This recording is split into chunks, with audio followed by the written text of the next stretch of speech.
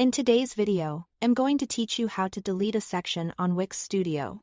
To get started, open your site in the Wix Studio editor so you can access the page you want to update.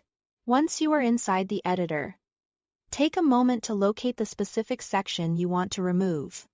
This is important because deleting a section is a permanent layout change for that part of the page, and everything placed inside that section will be deleted along with it.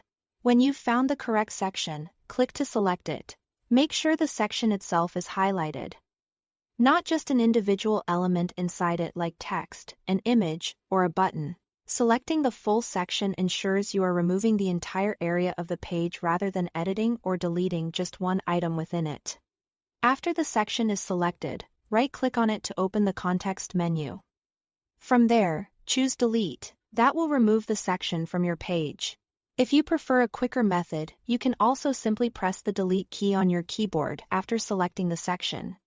Both methods do the same thing, so you can use whichever feels faster and more convenient for your workflow. Before you delete anything, keep in mind that removing a section in Wix Studio affects all breakpoints. That means the section won't just disappear from one screen size. Like desktop or mobile, it will be removed everywhere across your responsive design.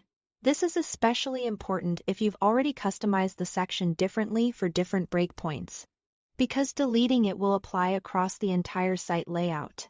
Also remember that every element inside that section will be deleted too.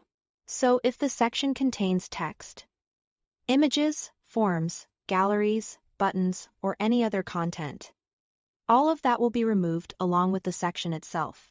If you think you might need any of those elements later, it's a good idea to double-check before confirming the deletion. That's all to it. Thanks for watching.